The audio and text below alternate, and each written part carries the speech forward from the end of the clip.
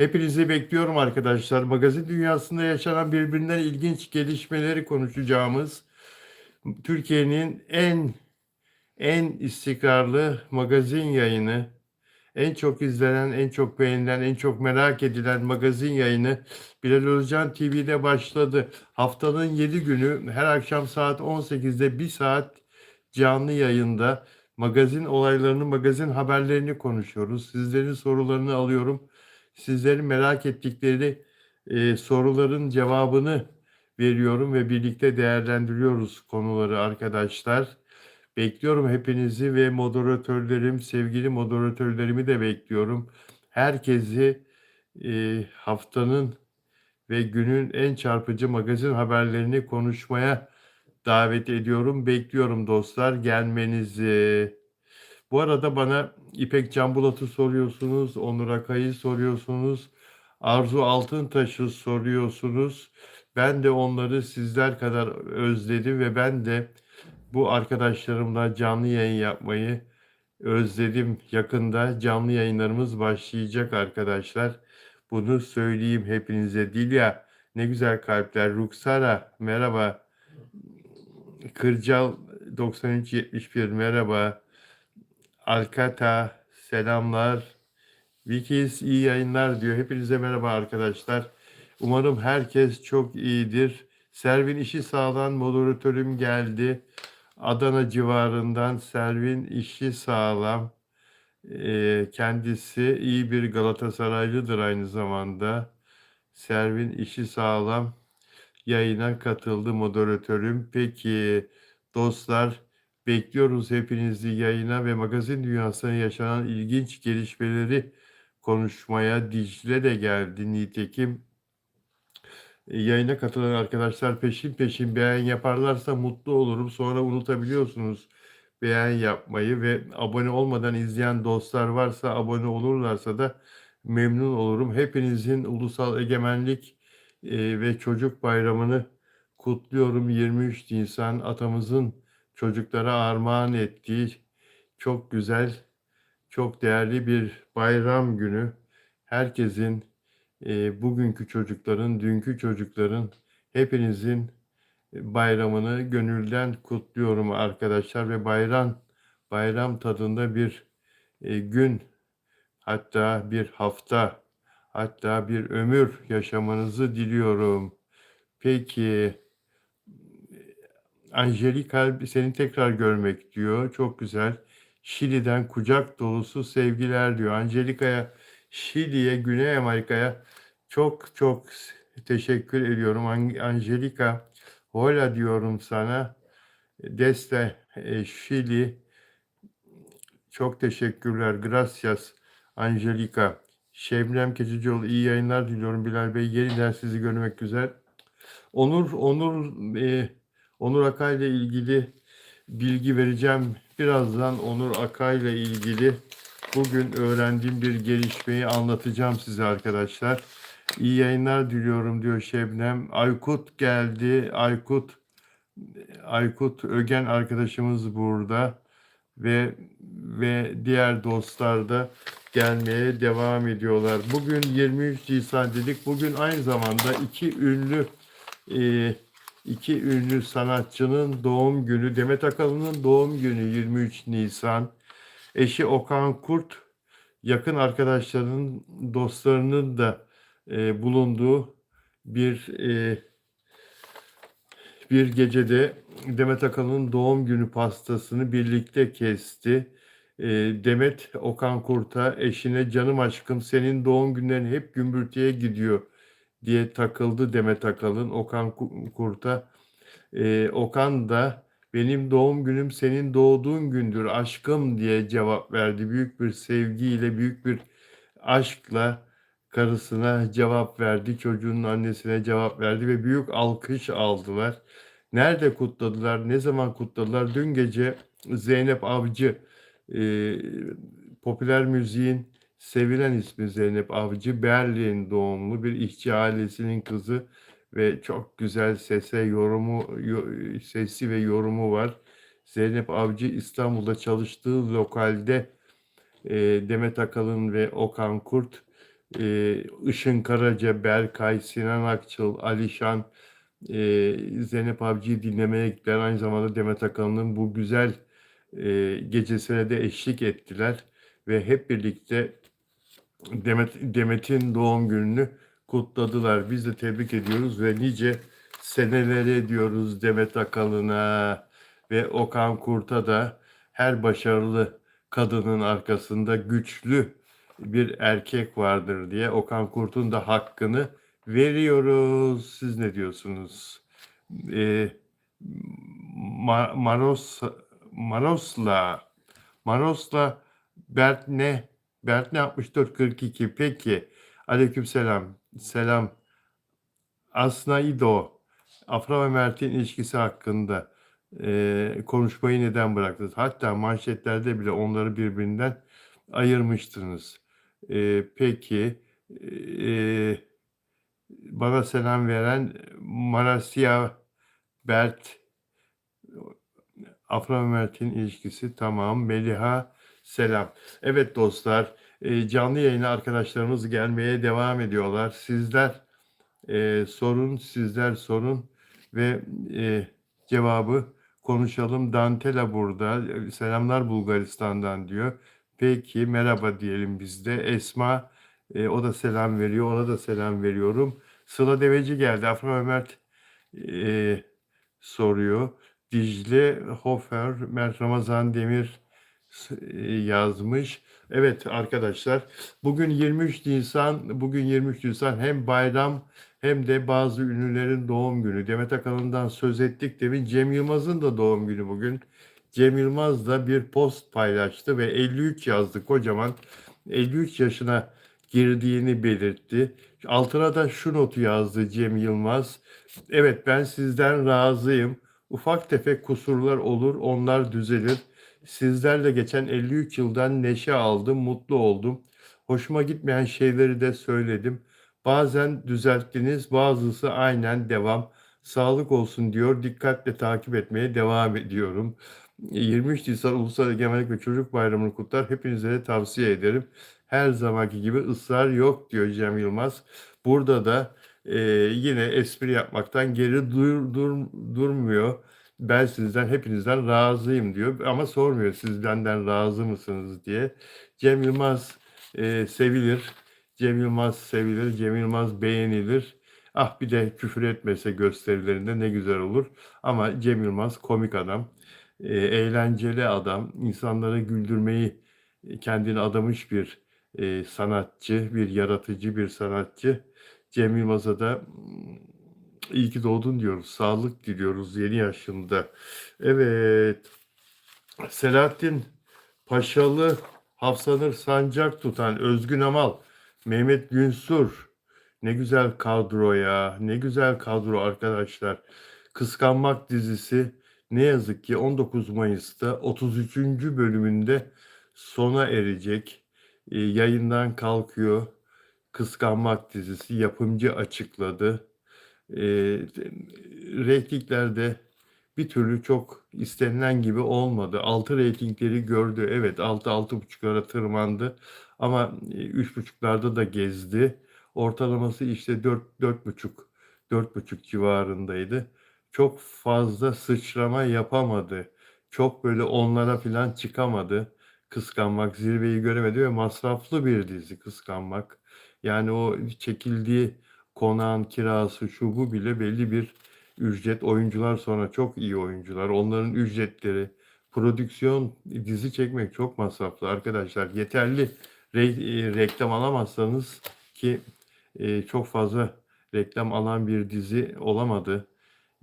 Alamazsanız, iyi reklam alamazsanız paranızı çeviremezsiniz. Yapım olarak, kanal olarak zarar ederseniz. Dolayısıyla bunu sonlandırıp daha yüksek reyting alabileceğini düşündükleri yeni diziler, ellerindeki yeni projelerle yola devam etmeyi düşünüyorlar. Now TV ve Kıskanmak dizisi 19 Mayıs'ta sona erecek. Dostlar izliyor muydunuz diziyi? Esma merhaba Bilal Bey, Onur Bey'den haber var mı? Biraz sonra konuşacağız. Haber var. Mehmetcan Yakut, Mina bu kız Mert'in yanında kız kardeşi gibi duruyor. Yakışmıyorlar. Mert'in partneri Melis Sezen. Melis Sezen de ablası gibi duruyor. Teyzesi gibi duruyor. Mert yani orada partner olarak düşünülen isimler olmadı. Olmadı. Melis Sezen'in çok daha fazla kilo vermesi gerekiyordu. Madem Mert'le oynayacaksın, daha genç gözükmen gerekiyordu. Arkadaşlar beğeni ücretsiz, lütfen beğeni yapalım diyor. Servin işi sağlam. Servin işi sağlamı dinleyin bence moderatörümü. Sayı Akpınar, merhaba ve Tugay abi Ingiltere'de kaç yıl oynadın diye Sercan soruyor. Ben Tugay değilim, Bilal Özcan ben. Tugay. Galatasaraylı Tugay'a mı benzettin beni? Aykut Ögen 1350 yakışmamışlar diyor. Mert Ramazan Demir ile partnerlerine söylüyor. Değil mi? Abonelik de ücretsiz diyor Servin içi sağlam. Dostlar abone olursanız hakikaten abone olarak izlerseniz bize güç katarsınız. Nasılsınız? İyi misiniz? Her biriniz mutlu musunuz? Mutlu olun ya. Hayattan keyif alın ya. Bakın ilkbahar çıkın gezin. Çiçekler var ne güzel. Havada çim kokusu var. Havada çiçek kokusu var. Çevrenizde cıvıl cıvıl kuşlar ötüyor. Biraz hayattan keyif alın. Mehmetcan Yakut, e, peki, peki. Charlie'nin hoş geldin. Charlie'nin Tot bana selam verdi. Charlie'nin Tot welcome. Aykut evet dedi. Dostlar, tamam konuşacağız. Konuşacağız. Onur Akay'ı da konuşacağız. Ferdi Atuner sevilen oyuncuydu. 82 yaşında vefat etti. Haberini hayatını kaybettiğini dün söylemiştim arkadaşlar. Kalp krizinden vefat etmişti. E, Çocuklar Duymasın'da olacak o kadar televizyon serisinde, çeşitli dizilerde, sinema filmlerinde, çok sayıda tiyatro oyununda rol almış. Çok önemli, çok başarılı bir oyuncuydu. 82 yaşında dün aramızdan ayrılmıştı. Bu sabah da Atatürk Kültür Merkezi'nde tören yapıldı, anma töreni yapıldı. Çocukları konuştu, sevenleri konuştu ve bugün toprağa verildi. Oğlu 15 gün önce annelerini kaybettiğini, yani Ferdi Bey eşini 15 gün önce kaybetmiş ve onun acısıyla hayatını kaybetmiş, kalp krizi geçirmiş. Oğlu açıkladı, kızı da aynı şeyleri, benzer şeyleri söyledi. Eş acısı Ferdi Atuner'i hayattan koparmış. Allah rahmet eylesin. Allah rahmet eylesin diyoruz. Peki arkadaşlar, değerli sanatçımız yazmış. Ee, Sayiha, Sayiha.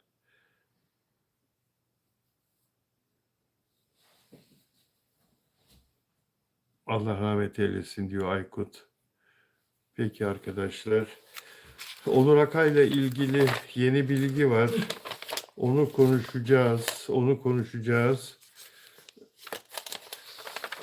OGM ile yapım şirketi, dizilerin yapım şirketi OGM ile İspanyol şirketinin ortaklığını da, İspanya'nın çok önemli bir film şirketi, yapım şirketi, dizi şirketinin ortaklığını da konuşacağız. Türk-İspanyol ortak yapımlar, Türk oyuncular İspanyol oyuncularla, yakışıklı İspanyol oyuncularla güzel Türk oyuncular başrolleri paylaşacaklar. Güzel Türk kadınları yakışıklı İspanyol oyuncularla başrolleri paylaşacaklar. İspanya-Türkiye dizi ortaklığı geliyor arkadaşlar. Mesela Mert Ramazan Demir İspanyolların hangi kadın oyuncusuyla oynayabilir sizce? Afra Saraçoğlu, Hafsanur Sancak tutan Serenay Sarıkaya, e, Hande Erçel hangi İspanyol erkek oyuncularla başrolde oynayabilirler? İspanya dizilerini seyrediyor musunuz? İspanya demek dünya demek. İspanyolca İngilizceden sonra dünya üzerinde en çok rağbet gören dil arkadaşlar. Tamam, Çince çok konuşuluyor olabilir. Çünkü 1 milyardan fazla Çinli var dünyada ama rağbet görmesi, ilgi görmesi, geçerli olması, uluslararası en sosyal dil olması, en çok sevilen dil olması açısından İngilizce birinci, İspanyolca ikinci ve İspanya demek aynı zamanda Güney Amerika demek. Güney Amerika'daki ülkelerin büyük bir çoğunluğu Brezilya hariç İspanyolca konuşuyor biliyorsunuz ve Orta Amerika'da. Dolayısıyla Türk dizileri zaten Güney Amerika'da çok iş yapıyor, çok satılıyor. Bu Türk dizilerinin Güney Amerika'da çok daha fazla ilgi görmesi demek. Peki bu konuya başladık madem bu konudan devam edelim. Siz bu işbirliğini nasıl değerlendiriyorsunuz? Lütfen yazın arkadaşlar. Ben bir yandan haberi getireyim. Evet. Şimdi şöyle Birsen Altuntaş'ın gazeteci arkadaşım Birsen Altuntaş'ın haberi biliyorsunuz Birsen Altuntaş dizilerle ilgili, dizi sektörüyle ilgili çok özel, önemli haberlere imza atan bir gazeteci. Haber şöyle, OGM Pictures'tan dev anlaşma. OGM Pictures, Mert Ramazan Demir'in ve Afra Saraçoğlu'nun yapım şirketi aynı zamanda biliyorsunuz. İspanyol Grupo şirketiyle ortak yapımlar geliyor. Uluslararası işbirlikleri genişletmeye devam eden OGM Pictures, üst düzey içerik üretimindeki köklü geçmişiyle tanınan İspanya'nın önde gelen yapım şirketlerinden Grupo Ganga ile ortak yapım anlaşmasına imza attı. Bu çok önemli bir haber. Bu çok Marisa Rusya'dan selam veriyor. Rusya'ya çok selamlar Marisa. Rusya dünya üzerinde en çok izlendiğimiz üçüncü ülke arkadaşlar. Rus seyircilerine de buradan bu vesileyle merhaba diyorum. Ve devam ediyorum haberi okumaya. İki şirket Türkiye ve İspanya'da hayata geçirilecek premium dizi projeleri geliştirmek üzere işbirliği yapacak. Bu kapsamda Liner Yayıncılar ve global dijital platformlar için ortak yapım olarak üretilecek bir dizi portföyü oluşturulması hedefleniyor. İşbirliği her iki şirketin mevcut kataloglarındaki formatların uyarlanmasının yanı sıra uluslararası izleyiciye yönelik özgün projelerin geliştirilmesini de kapsayacak. Türkiye ve İspanya ortak diziler üretecekler. İspanya'nın en önemli yapım şirketlerinden biriyle OGM Pictures anlaşma yaptı arkadaşlar. Farklı hikaye anlatım geleneklerini bir araya getiren bu ortaklık, kültürel olarak güçlü ve evrensel çekiciliğe sahip projeler üretmeyi amaçlıyor. İşbirliğinin temelinde farklı anlatım biçimlerini ve prodüksiyon yaklaşımlarını harmanlayarak hem yerel olarak sahici hem de uluslararası ölçekte karşılık bulabilecek hikayeler yaratma hedefi bulunuyor. Çok güzel. Bu senaryo zenginliği de getirecektir. Türk dizilerinin en büyük sorunlarından biri çekici senaryolar bulmakta zorluk çekmesi. Ama İspanyollarla ortaklık özgün senaryolar üretme konusunda daha da kapıları açacaktır Türk şirketlerine, Türk senaristlerine. Grupo Ganga ile gerçekleştirdiğimiz bu işbirliği köklerine sadık kalırken sınırları aşabilen hikayeler geliştirme vizyonumuzu yansıtıyor. Hadi bakalım Gülseren Budayıcıoğlu'nun e, e, can sıkıcı senaryolarından kurtulacağız böylelikle. Özgün senaryo, hayatın içinden, gerçek hikayeden alınmıştır dediği senaryolar maalesef çok öyle olmadığı hakkında binlerce iddia var sosyal medyada. Grupo Ganga kurucusu ve genel müdürü E- En- Miguel Angel ise bu birliktelik yalnızca ekiplerin bir araya gelmesi değil, yaratıcı kapasitemizin katlanarak artması anlamına geliyor. OGM Pictures ile güçlerimizi birleştirerek daha büyük ölçekli ve uluslararası projelere imza atabilecek güçlü bir konuma geliyoruz, dedi. Hadi bakalım. Yani bizde çok başarılı oyuncular var. Çok başarılı yönetmenler var. Sizin oyuncularınızla, sizin başarılı oyuncularınızla bizim oyuncularımız ortak projelerde buluşsunlar artık. O zaman bundan sonra daha güçlü, daha çok izlenen ve yurt dışına daha çok satılan yapımlar ortaya çıksın. Arjantin'deyiz. Arjantin'den yazan Mirta, bir daha yollasana, o yazını bir daha döndürsene. Mirta, again please. Kenan İmirzalıoğlu Afra öpüşür mü diye soruyor Mizgin Ada. Simon Ennet merhaba diyor. Merhaba Simon Ennet. Mirta, repeat again please Mirta. Ve dostlar, beğen yaparsanız mutlu olurum. Abone olmadan izleyen arkadaşlar abone olurlarsa, abone olarak izlemeniz bizler için çok önemli arkadaşlar, dostlar. Bizleri desteklemeniz.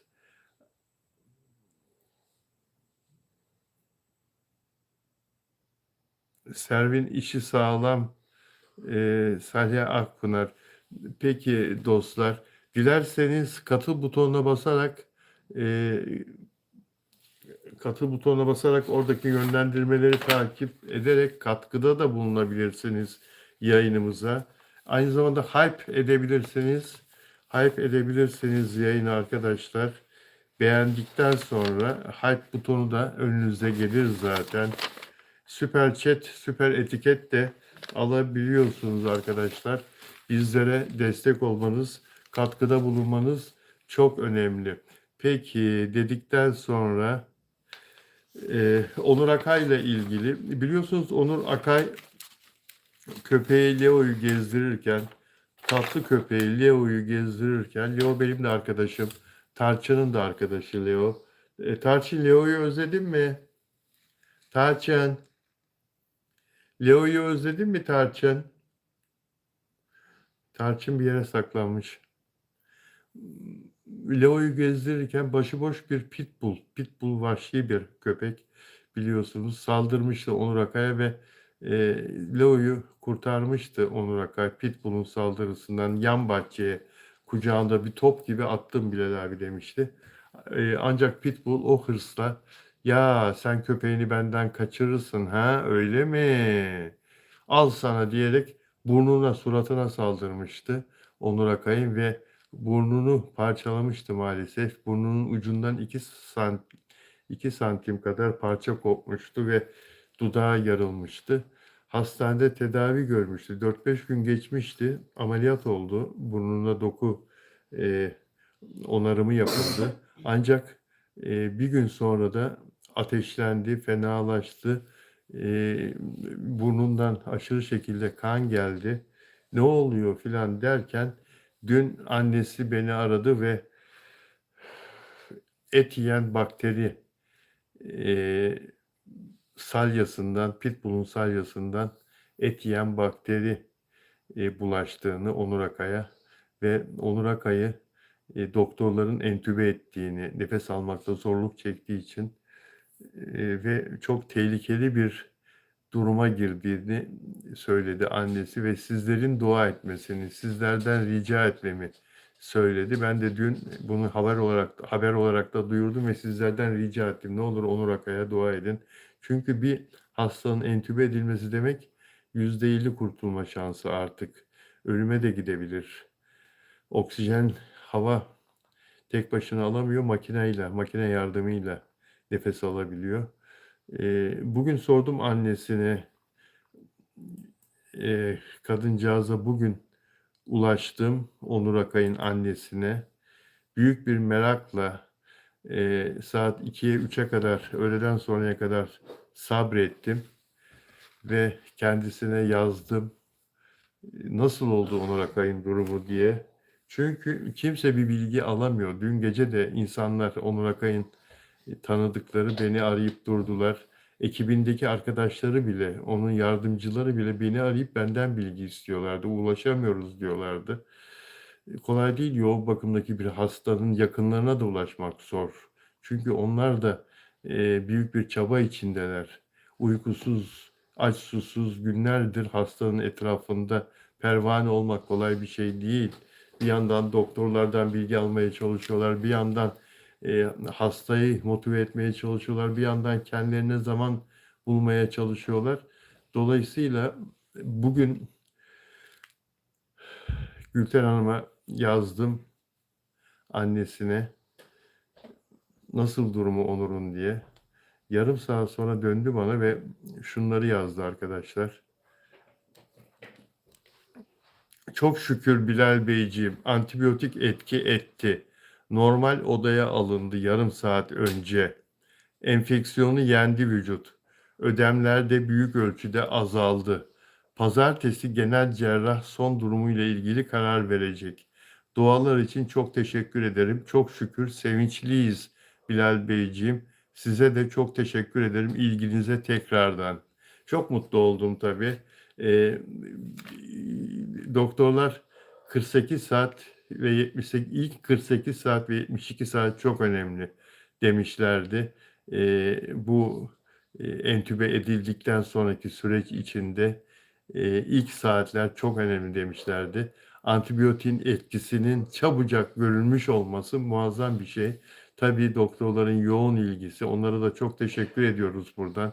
Tedaviyi çok hızlı bir şekilde ve yoğun bir şekilde gerçekleştirmeleri hayata çok bağlı bir kişiliği olan Onur Akay'ı hayata tutundurdu. Çok şükür virüsü, bakteriyi, ölümcül bakteriyi vücudu yendi çok şükür ve hızla vücuttan atıldı bakteri, temizlendi ki normal odaya alındı. Yoğun bakımdan normal odaya alındı. Tabii ki kolunda serum var.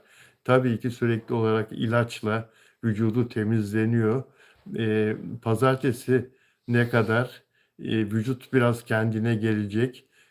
Pazartesi günü genel cerrahın e, karar verecek demesi annesinin şundan dolayı arkadaşlar.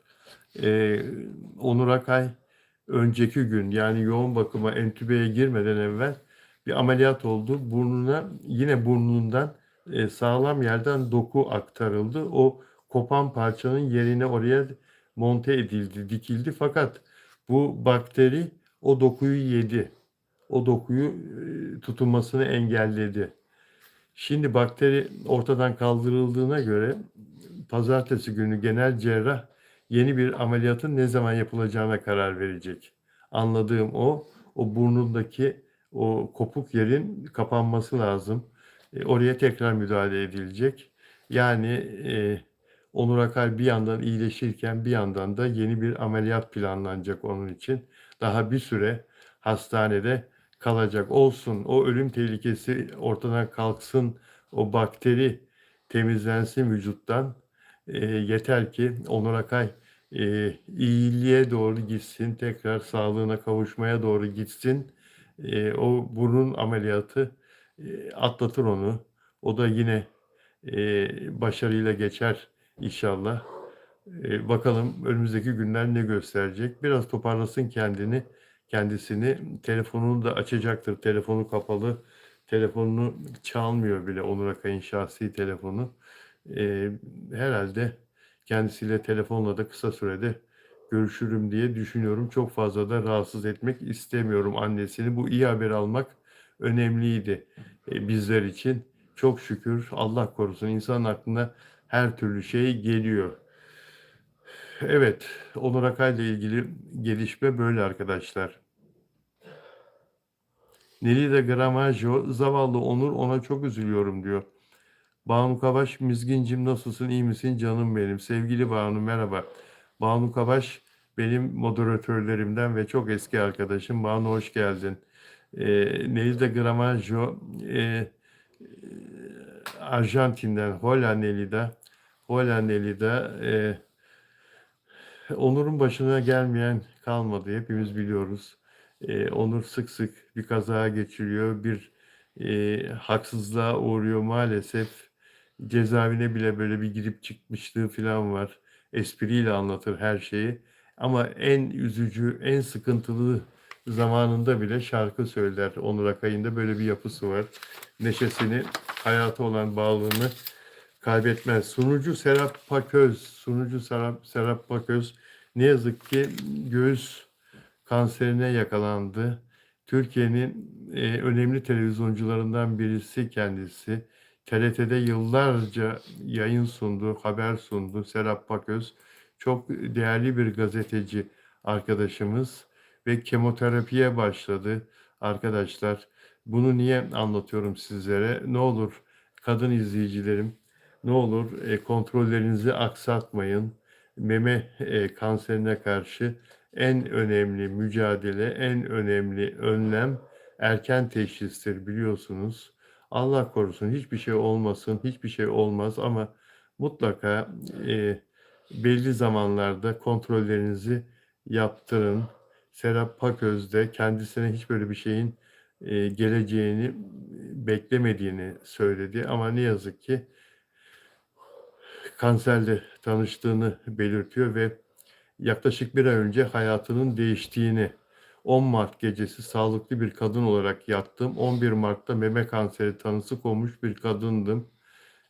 Şok olmuştum ama hayata bağlılığımı hiçbir zaman kaybetmedim. Ve kemoterapi tedavisine 30 Mart'ta başladık. Güçlüyüm, güçlü kalacağım. Saçlarım dökülüyor ama bu sürecin bir parçası. Bundan dolayı hiçbir şikayetim yok. Asla asla pes etmiyorum. Asla pes etmiyorum diyor. Ee, Şu anda bütün amacım kadınlara, çevremdeki kadınlara ve beni izleyen kadınlara meme kanseri konusunda farkındalık yaratmak diyor. Bana destek olan herkese çok teşekkür ederim diyor. Hayatın her mevsimine eyvallah. Biz bir yoldan biz bu yoldan çok daha parlak bir ışıkla geçeceğiz. Türkiye'nin sevilen bir spikeri, sunucusu, habercisi, sabahları özellikle televizyonlarda program yapıyor. Serap Paköz, Kanal D'de yıllarca çalıştı. Şu anda kendisi 60 yaşında. İnşallah bu rahatsızlığı da atlatacak. Aman kadınlar, erken teşhis çok önemli. Dostlar, dedikten sonra sizlerden gelen Ferzin selam veriyor. Çok teşekkür ederim. Serap Hanım'a çok geçmiş olsun diyor. YDT YDT DGX TSYD. Peki. Elif Nurçetin, tamam. Banu Elif Nur'a selam verdi. Evet arkadaşlar, beğen yaparsanız beni mutlu edersiniz. Sizlerin beğen yapması bizler için önemli. Osman, nasılsın? Onur Akay da eski sanatçılardan diyor. Elif Nurçetin, Pera ne zaman yayınlanacak diye soruyor. Pera en kısa zamanda yayınlanacak diye cevap aldık. Sorduğumuz zaman en kısa zamanda yayınlamayı düşünüyoruz diye cevap aldık.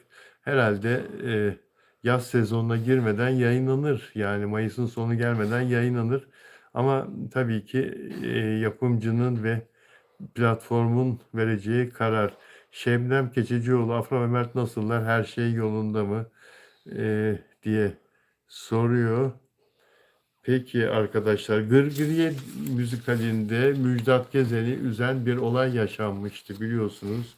Bir kadın seyirci 3.000 lira verdim, VIP'den koltuk aldım, bilet aldım ama sahneyi göremiyorum, oyunu seyredemiyorum diye oyun oynanırken Müjdat Gezen'le tartışmıştı ve Müjdat Gezen kadını ikna edememişti ve kendisini iyi hissetmeyince de kulise gitmişti. Oyunun ertelendiğini duyurmuştu ve beni hastaneye götürün demişti. Böyle bir tatsızlık yaşanmıştı arkadaşlar. O yarım kalan oyun 21 Nisan'da oynanamayan oyun yarın akşam oynanacak. Gırgırye'nin yapımcısı konuştu, yapımcı olan kişi konuştu. Bizim hatamız dedi. Müjdat Gezen'i hastanelik eden bir olaydı biliyorsunuz. Yapımcı Onurcan Taş, hata bizim, krize VIP sıralarındaki plastik sandalyelerin yol açtığını, olaydan sonra sandalyeleri koltukla değiştirip gerekli önlemleri aldıklarını söylediler. Ya insanlar 3.000 lira veriyor, 4.000 lira veriyor. Plastik sandalyede oturtulur mu ya? Tabii bunda Müjdat Gezen'in hatası yok. Bu yapımcının, yani tiyatro salonunun fiziki düzenlenmesinin, fiziki önlem alınmasının, oradaki sandalyelerin, koltukların her neyse düzeninin, oturma düzeninin mükemmel olması yapımcının sorumluluğunda. Bu Ülker Spor Arena'da gerçekleştirilmiş bir premier gecesi çok güzel geçmişti. Ondan sonra şimdi ayrı bir salonda sahneleniyor. Ancak orada, o salonda kongre salonu, konferans salonu, tiyatro salonu olmadığı için de o salondaki o eğim yok. O eğim olmadığı için de insanlar bazen sahneyi görmekte zorluk çekebiliyorlar. Hele ki plastik koltukta oturtmak seyirciyi son derece yanlış. Şimdi o plastik sandalyelerin değiştirildiğini söylüyor yapımcı. Dışarıdan tiyatro koltuğu kiraladık. Artık protokol ve VIP'tekiler koltukta oturacak. Bu düzenlemeyi sağladık diyor. Müjdat Gezen olay gecesi sahnede yaptığı konuşmada yapımcıya tepki göstermişti. Ben bu tiyatronun bir çalışanıyım. Böyle bir muameleyle karşılaşacağımı bilsem bunlarla anlaşma yapmazdım. Burada hata var. 4.000 liraya sandalyede oturtmuşsunuz adamları. Ben burada çıkıp komiklik yapacağım. Tüh size demiş Müjdat Gezen. Yapımcının da kabahatini kabul etmesi. Bu da Müjdat Gezen'in bu işte bir kusuru olmadığını da gösteriyor arkadaşlar. Her neyse, çok geçmiş olsun. Çok geçmiş olsun. Evet. Dün Mert Ramazan Demir'le ilgili konuşmuştuk arkadaşlar. Mert Ramazan Demir'le ilgili ve Mert Ramazan Demir'in Bize Bir Şey Olmaz dizisindeki bazı sahnelerinin hayranlarını üzdüğünü, şaşırttığını, hayranlarını ekrandan uzaklaştırdığını da konuşmuştuk. Ve bu konuda da sizlerin de görüşlerini hepsini tek tek okudum. YouTube videosunun altına yazdıklarınızı hepsini tek tek okudum. Katıldıklarım var, katılmadıklarım var. Tabii ki eleştiri her zaman seviyeli olduğu müddetçe hepsine saygı duyuyorum. Haklı olduğunuz çok yön var. Ancak Mert Ramazan Demir'in de arayış içinde olan, genç bir oyuncu olarak arayış içinde olan, kendisine sunulan teklifler içinde oynamayı en yatkın olduğu projeyi seçerek kendisini, oyunculuğunu ortaya koymaya çalışan genç bir oyuncu olduğunu hiçbir zaman unutmayın lütfen. Mert Ramazan Demir hayatının en iyi rolünü henüz oynamadı. Şu anda 28-29 yaşında, belki 35 yaşında oynayacak, belki 40, belki 45 yaşında oynayacak. Ama o yaşa kadar, o seneye kadar oynamaya devam edecek. Senede 1, 2, 3 yapımda biri sinema filmi olur, biri dijital olur, biri de televizyondaki ulusal dizi olabilir. Yakında İspanyol-Türk ortak yapımında da oynayabilir Mert Ramazan Demir. Amerika, İspanya, Türkiye ortak yapımında da oynayabilir Mert Ramazan Demir. Mert Ramazan Demir'in önü açık. Mert Ramazan Demir'i oynadığı sahnelerden dolayı e, çok fazla eleştirmek doğru değil arkadaşlar. Bakın şunu söylüyorum. Asla hatasız bir insan, hatasız bir oyuncu demiyorum. Ancak Mert Ramazan Demir bir yolda yürürken pek çok insanı da geride bırakıyor her bakımdan. Bunu da göz ardı etmeyin. Pek çok oyuncuyu, hatta kendisinden daha eski başrol oyuncularını bile halkın gözünde geride bırakıyor. Bunda sizlerin katkısı çok büyük. Ona destek olmaya lütfen devam edin. Bugün sizlerle Afra Saraçoğlu analizi konuşmak istiyorum. Afra Saraçoğlu ile ilgili e, bazı düşüncelerimi paylaşmak istiyorum. Sizlerin de o konudaki düşüncelerini merak ediyorum. Afra Saraçoğlu'na son 3,5-4 senede çok önemli iki erkek oyuncu etki etti. Bunlardan birincisi Mert Ramazan Demir, ikincisi Kenan İmirzalıoğlu.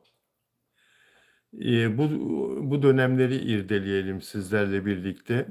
Ben bazı notlar aldım. O notlardan bilgili bazı e, detayları sizlerle paylaşayım. Sizler de fikrinizi söyleyin, olur mu? Yegane Onur Akay'la ilgili gelişmeyi anlattım. Herhalde sen yeni bağlandın. Lütfen videoyu baştan izle yayın bitince. Onur Akay'la ilgili her şeyi anlattım.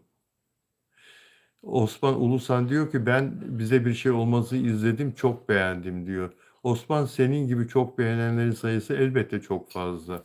Ama bana mesela Bilal Bey, sen yurt dışında bize bir şey olmaz, Türkiye pazarı için değil dijitalde daha çok yurt dışı pazarı için çekildi şeklinde bir yorum yaptın dün.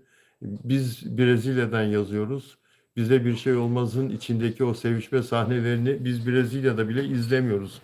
Öyle sahneleri görmek istemiyoruz falan diye yazanlar var. Hepsine saygım var. Hepsine saygım var. Ama bakın Osman Ulusan diyor ki ben diyor çok beğendim diyor. Ee, Mert Ramazan Demir konusunu bir başka gün devam ederiz. Yine konuşuruz arkadaşlar. Hepinizin fikrine saygım var. Afra Saraçoğlu konuşmak istiyorum. Kenan İmirzalıoğlu ve Mert Ramazan Demir etkisi Afra'nın üzerinde son 4 senede iki önemli başrol oyuncusuyla oynadı. Afra, Mert Ramazan Demir ile birlikte hem kendisi parladı hem Mert parladı. Birlikte ikisi de birbirlerini parlattılar, birbirlerini zirveye çıkardılar. Mert Ramazan Demir ile Afra Saraçoğlu birbirlerini çok iyi tamamladılar. Mert Ramazan Demir daha genç, romantik, viral çift etkisi yaratmalarına katkıda bulundu Afra Saraçoğlu'yla ve sosyal medyada bir patlama yarattılar birlikte, öyle değil mi? Kenan İmirzalıoğlu dönemi ise Afra Saraçoğlu'nun daha prestijli, ağır dramada oynadıkları bir dönem. Oyunculuk algısını belki biraz daha yukarıya çeker. Abi dizisi, Mert Ramazan Demir'le oynadığı dizi böyle daha bir ağır, daha bir drama, daha bir Afra Saraçoğlu'ndan oyunculuğun beklendiği ve oyunculuğun görüldüğü bir yapım. Romantik çift etkisi çok düşük, daha düşük Yalı Çapkını'na göre. Abi dizisinde. Öyle değil mi? Afra Saraçoğlu için Mert Ramazan Demir arkadaşlar popülerliğin ve gençliğin zirvesi oldu. Mert Ramazan Demir'le birlikte çalışmak. Kenan İmirzalıoğlu ile çalışmak ise olgunluk, kariyerde olgunluk, kariyer olgunluğu ve prestijin yükselişi, tırmanışı dönemi oldu. Aldığım notları okumaya devam ediyorum. Bu konuda sizlerin görüşleri benim için çok önemli. Afra Saraçoğlu şu anda hem romantik drama yıldızı hem de ciddi oyunculuğa geçiş yapan, yükselen bir star arkadaşlar. Dün ben demiştim ki Afra Saraçoğlu ve Mert Ramazan Demir Yalı Çapkını'nı kimseyle konuşmak istemez artık. Sorulan sorulara cevap vermek istemez. Bana çok tepki gösterenler oldu. Dediler ki ya öyle diyorsun Bilal, Bilal Bey ama Afra Saraçoğlu Yalı Çapkını her sorulduğunda cevap veriyor. Ödül törenlerinde, röportajlarda, şurada. Başka, o Afra Saraçoğlu'nun kişiliğinden kaynaklanıyor. Afra Saraçoğlu'nun efendiliğinden kaynaklanıyor. Afra Saraçoğlu'nun kimseyi geriye çevirmeme arzusundan, isteğinden, kimseyi kırmama isteğinden, kibarlığından kaynaklanıyor. Afra Saraçoğlu ve Mert Ramazan Demir için kariyer defterlerinde artık Yalı Çapkını geride kaldı. Eski sayfalarda kaldı. Tekrar dönüp onun üzerinden konuşmak istemezler. Ama hatıralara saygısı olduğu için Afra Saraçoğlu, Mert Ramazan Demir'e göre biraz daha bu konularda duygusal olduğu için yine sorulara cevap veriyor. İşte o set arkadaşlıklarından filan dem vuruyor. Mert Ramazan Demir de o defteri tamamen kapatmış gibi davranıyor. Peki e, Mert Ramazan, Afra Saraçoğlu için Mert Ramazan Demir dönemi, Yalı Çapkını dönemi, popülerlik ve gençliğin zirvesi. Kenan İmirzalıoğlu dönemi ise kariyer olgunluğu ve prestijinin yükselmeye başladı. Daha da yükselmeye başladı. Prestiji zaten Afra Saraçoğlu'nun yükselmişti ama daha da yükselmeye başladı. Çıtayı daha yukarıya kaldırdığı bir dönem. Bunu nereden görüyoruz? Bunu aynı zamanda dizinin reytinglerinin umulanın aksine hep yukarıda kalmasıyla görüyoruz. Hep 7,5-8 bandında 10'a kadar tırmandı. Hep reytinglerin zirvede oldu. Çünkü bu kaliteyi satın aldı seyirci. Afra Saraçoğlu'nun geldiği bu kaliteli noktayı seyirci satın aldı. O dizi Kenan İmirzalıoğlu üzerine yazılmış olabilir. Ancak e, Doğan karakteri üzerine yazılmış olabilir. Ancak unutulmaması gerekiyor ki Doğan karakteri orada Afra Saraçoğlu'nun oynadığı avukat Çağla karakteriyle var. Onunla bir bütün. Ee, Afra şu anda iki kimlik arasında. Romantik drama yıldızı. Afra'yı yarın, Abi dizisi yarın bir şey olsa yayından kalksa Yalı Çapkını benzeri bir romantik drama dizisi önüne gelse, oynamak istese en güzelini oynar. En başarılısını oynar. Afra aynı zamanda bir romantik dramayı ustalıkla oynamış olan ve oynayabilecek, tekrar oynayabilecek, o rolün üstesinden gözü kapalı gelebilecek bir dizi starı Afra Saraçoğlu. Ama aynı zamanda ciddi oyunculuğa geçiş yapan ve bunu bize ispat eden, seyirciye ispat eden, yükselen bir star, yükselmeye devam eden bir star. Ve en önemli gerçek şu, eğer doğru projeleri seçerse Türkiye'den çıkan uluslararası satış yüzü kadın oyuncular arasında bir numara olur. Bir numara olur Afra Saraçoğlu. Zaten şimdi orayı zorluyor. Şimdi orayı zorluyor. Eğer üst üste güçlü senaryolar, farklı karakterler, tek tipe düşmeyen roller gelirse Yalı Çapkını yıldızı kimliğinden çıkıp A liste A liste oyuncu, en üst liste, en üst seviye oyuncu segmentine girer. Ancak tersi olursa romantik drama döngüsüne döner, sıkışır kalır. Sosyal medya ünlüsü gibi algılanma riski doğar. Tıpkı Hande Erçel'e olduğu gibi. Tıpkı bugün Hande Erçel'in yaşadığı gibi. Anlatabiliyor muyum? Ama şu anda Afra Saraçoğlu için bu tehlike yok. Şu anda Afra Saraçoğlu oynadığı başrolle oynadığı diziyi 8 rating, 9 rating, 10 rating rahatlıkla 3 kategoride de her hafta alabilen bir dizi ve partneri Afra Saraçoğlu ile oynamaktan o kadar mutlu ki Kenan İmirzalıoğlu zirvelerin oyuncusu o kadar mutlu ki Afra Saraçoğlu'yla başrolde olmaktan. Peki gelecekte ne olur? Gelecekte ne olur Afra Saraçoğlu için? Bakın bu yorumu, bu tahlili hiçbir gazeteciden, hiçbir televizyoncudan duyamazsınız. Gelecekte Afra Saraçoğlu'nun gelecekte ne olur? Hadi bununla ilgili şurada aldığım nota geçelim.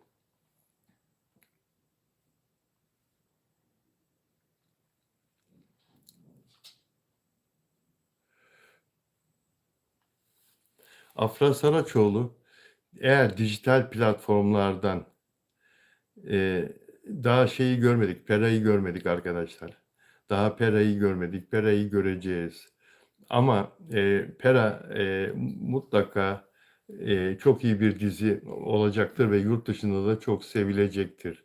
Şimdi Pera'yı bir kenara koyarak, Pera hiç çekilmemiş gibi düşünerek, dijital platformlardan Netflix, Disney gibi global platformlardan çok iyi yapım teklifleri alır da çok iyi projeler Afra Saraçoğlu üzerine kurulur da global pazara uygun e, bir başarıyı yakalayabilirse oynadığı dizi ve dizilerle uluslararası ikonik uluslararası bir oyuncu olmayı başarır. Şu anda Yalı Çapkını'ndan dolayı Afra'nın 150 ülkede tanınıyor olması başka.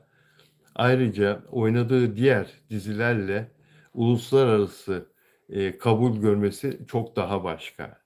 Kim gibi? Mesela Hazar Ergüçlü'de bu oldu.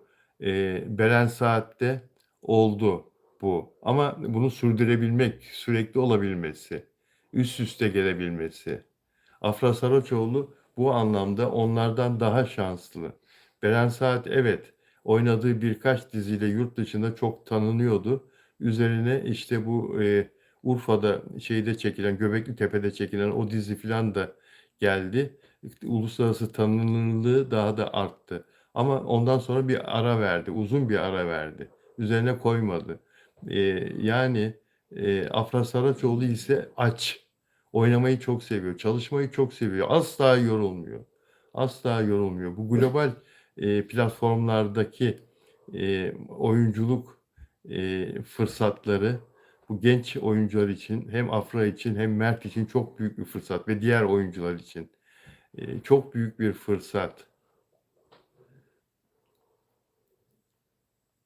Global platform işi tutarsa Afra Saraçoğlu için hem bir yandan da Türkiye'deki başarılı prestijli projelere devam ederse önünü kimse alamaz. Aynı şey Mert Ramazan Demir için de geçerli arkadaşlar.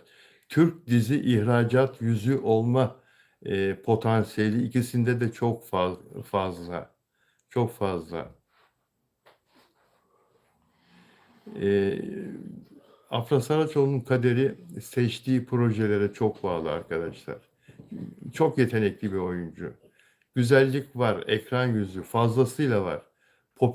Popülerlikte zaten zirvede. Hem Türkiye'de hem uluslararası anlamda zirvede. Ancak yanlış proje seçmemesi lazım. Yanlış proje seçerse Allah korusun geriye gider. Doğru proje ise onu ileriye taşır. Doğru bir proje 5 yıl ileriye taşır Afra Saraçoğlu'nu. Unutmayın bakın. Dijital anlamda, uluslararası anlamda doğru bir proje. Afra Saraçoğlu'nun çok iyi İngilizcesi. Ana dili gibi İngilizce konuşuyor. Sular seller gibi. Biliyorsunuz üniversitede İngiliz dili edebiyatı okudu okuldan ayrılana kadar. Sonra gitti Amerika'da babasına gittiğinde Amerika'da 1,5 ay bile hızlandırılmış İngilizce kurs gördü. Zaten konuşmasını filan paylaşımlarında İngilizce duyuyorsunuz da. Evet. Peki dostlar sizleri çok seviyorum. Hadi bugünlük de bu kadar olsun. E, lütfen YouTube'un videonun altına yorumlarınızı yazın okuyacağım olur mu? YouTube videosunun altına yorumlarınızı yazın, fikirlerinizi yazın, okuyacağım. Benim bu kanalımı dostlarınıza tavsiye etmenizi rica ediyorum sizden. Arkadaşlarınıza tavsiye etmenizi rica ediyorum. Magazinin her gün 1 saat yayınlandığı, işlendiği, magazin haberlerinin ve yorumlarının anlatıldığı, yapıldığı bir kanal. Türkiye'de haftanın 7 günü yayın yapıyor. Her gün 1 saat, başka yok benzeri magazin anlamında. Katkıda bulunursanız yükselmemize çok teşekkür ederim hepinize. Ve abone olun lütfen olur mu? Abone olursanız daha güçlü hissederiz kendimizi ve beğen yapın, hype yapın. Sevgiler herkese. Görüşmek üzere. Kendinize iyi bakın.